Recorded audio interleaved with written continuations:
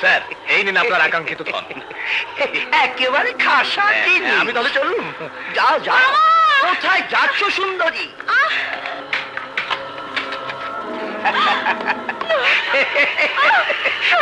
ছাড়বো, হ্যাঁ?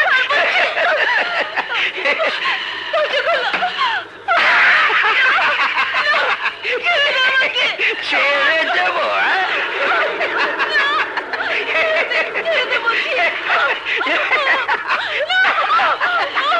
ছেড়ে দেবো।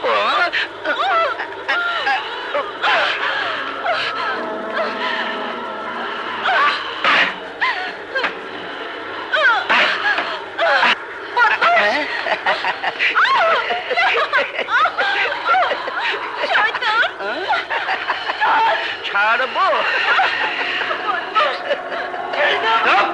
ছেড়ে দেবো।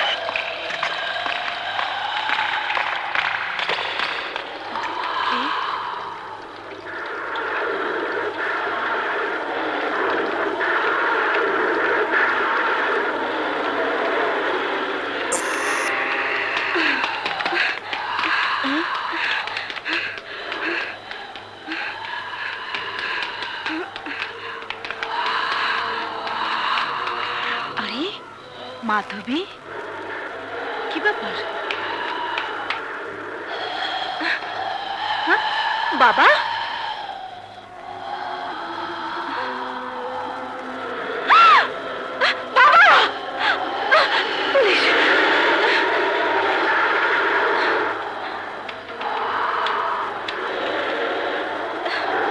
Hello hello, police station. শুনুন, কণ্ঠশিল্পী মাধবী আমার বাবা সালাম খানকে খুন করে পালিয়ে গেছে। আমাকে ক্ষমা করে দাও মা, ক্ষমা করে দাও। আমি তোমার কথা না শুনে ভুল করেছি। কিন্তু কি হয়েছে বলবি তো? খুন। খুন? কে খুন হয়েছে? এসো আমার সাথে, এটাই তার বাড়ি। হ্যাঁ, আপনি কণ্ঠশিল্পী মাধবী? জি। আমি আপনাকে খুনের দায়ে অ্যারেস্ট করলাম। অ্যারেস্ট করুন। না, আমি খুন করিনি, আমি খুন করিনি মা, আমি খুন করিনি মা, আমি খুন করিনি। ইন্সপেক্টর সাহেব, আমার মেয়ে বসে সে খুন করেনি, খুন করেনি। এ কথা পুলিশকে বলে কোনো লাভ নেই, বলবেন কোর্টে। নিয়ে চলো।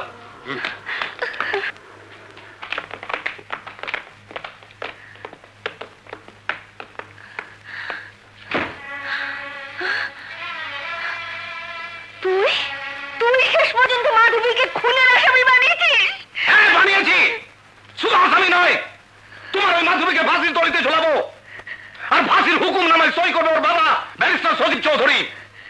খবর নিয়েছি বর্তমানে সে জজ। আমাদের ভাইকে ফাঁসিতে ঝুলিয়েছিল, আমাদের ভাইকে। আর তুই পুলিশ ডাকছিস? তুই জানিস ওই সজীব চৌধুরীকে আমি কত মিনতি করেছি, কত মিনতি করেছি। সালা আমার কথা কান দেয় ওই সুয়ারের বাচ্চা ফাঁসিতে ঝুলিয়ে দিল। আমার ভাই অন্যায় করেছিল, তাই তার ফাঁসি হয়েছে। কিন্তু মাধবী খুন করেনি, তাই ওর ফাঁসি হতে পারে না। আমি আদালতে গিয়ে চিৎকার করে বলবো, মাধবী খুন করেনি, খুন করেছিস তুই। লে হ্যালো, আরে সেখানে যেতে পারলে তো সাক্ষী দিবি। হ্যাঁ, কণ্ঠশিল্পী মাধবীকে শহরের বিশিষ্ট ব্যবসায়ী সালাম খানের হত্যার দায়ে গ্রেফতার? না না, এ হতে পারে না। শাহানা, এই দেখো পত্রিকায় কি লিখেছে। কি লিখেছে? মাধবী নাকি একজনকে খুন করেছে। মাধবী খুন করেছে? অসম্ভব, মাধবীর মতো মেয়ে কাজ করতে পারে না। নিশ্চয়ই কেউ ষড়যন্ত্র করে ওকে খুনের আসামি বানিয়েছে। হ্যাঁ, আমারও অবাক লাগছে।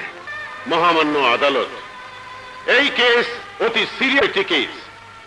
এই সমাজে গৃহীত পেশার অন্যতম একটি পেশা মানুষের মনোরঞ্জনে নিজেকে নিবেদিত করা। নিজের রূপ, কণ্ঠের লালিত্য আর দেহের আকর্ষণ দিয়ে মানুষকে তৃপ্তি দেওয়ার ঘৃণিত পেশায় নিয়োজিত ছিলেন আসামি Miss Madhavi. Objection your honour. নোংরা মানসিকতা সম্পন্ন লোকেরাই মানুষ সম্পর্কে নোংরা মনোভাব পোষণ করতে পারে। কি বলতে চান আপনি? আমার মক্কেল সম্পর্কে কোনো নোংরা মন্তব্য করার অধিকার আপনার নেই। খুনি আসামি সম্পর্কে মানুষের খারাপ ধারণাই থাকে। যতক্ষণ পর্যন্ত না প্রমাণ হচ্ছে মাধবী খুন করেছে, ততক্ষণ পর্যন্ত তার চরিত্র নিয়ে কোনো কথাই বলবেন না। Order, order. ব্যক্তিগত আক্রমণ করা চলবে না। মহামান্য আদালত, আমি সালাম খানের কন্যা মিস মল্লিকাকে আদালতে হাজির করার অনুমতি চাইছি। ওনাকে আমার কিছু জিজ্ঞাসা আছে। সালাম খানের মেয়ে মল্লিকাকে হাজির করা হোক। মিস মল্লিকা হাজির।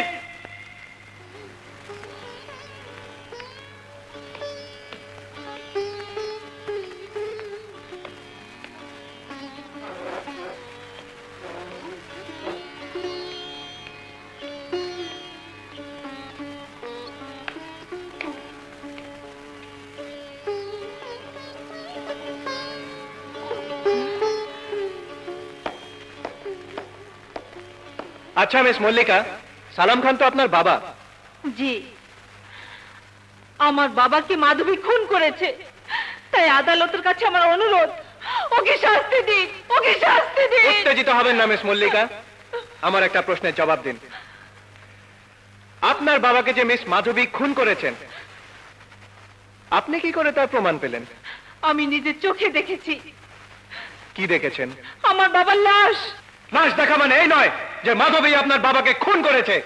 আপনি জানুয়ারি মাসের 24 তারিখ ঝড়ের রাতে স্বচক্ষে কি দেখেছেন শুধু তাই বলুন। আমি সেদিন নাইট শো ছবি দেখে যখন বাড়ি ফিরি, তখন দেখি আমাদের গেট দিয়ে আমার বাবার বন্ধু গোলাম হোসেনকে বেরিয়ে যেতে। তারপর দেখি আমাদের বাড়ির ভিতর থেকে মাধবীকে দ্রুত বেরিয়ে যেতে। আমি অবাক হই, আর ঘরে গিয়ে দেখি আমার বাবার লাশ। লাশ? মহামান্য আদালত, মিস মল্লিকা দেখেছে তাদের বাড়ি থেকে মাধবীকে বেরিয়ে যেতে, আর তখনই ঘরে গিয়ে দেখে তার বাবার লাশ। আর এটাই প্রমাণিত হয় মাধবী সালাম খানের প্রকৃত খুনি। না, এটাই প্রমাণ হয়নি মাধবী খুনি। মহামান্য আদালত, আজ মল্লিকার কথা প্রমাণ হবে মাধবী খুনি নয়, কারণ 24 তারিখ রাতে মিস মল্লিকা আরো একজনকে তাদের বাড়ি থেকে চলে যেতে দেখেছেন। আমার অবাক লাগছে, মিস মল্লিকা দুজনকে বেরিয়ে যেতে দেখেছেন, অথচ আমার প্রতিপক্ষ উকিল নিশ্চিত করে বলতে চান মাধবী সালাম খানের প্রকৃত খুনি। কিন্তু আমি বলবো মাধবী খুনি নয়। মহামান্য আদালত,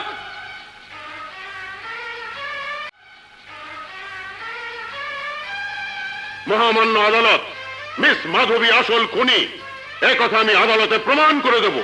তাই আমি মিস মাধবীকে কিছু কথা জিজ্ঞেস করতে চাই। অনুমতি দেয়া হলো।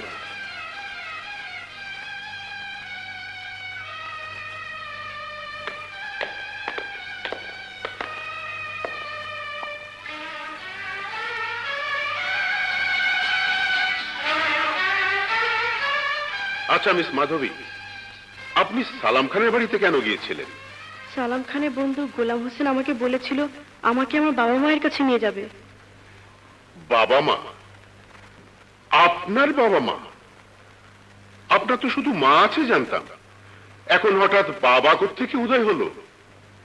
এটা আপনার কত নম্বর বাবা?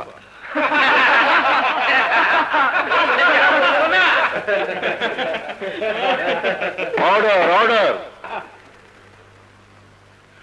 মহামান্য আদালত, আমি সালাম খানের বন্ধু গোলাম হোসেনকে আদালতে হাজির করার অনুমতি চাইছি।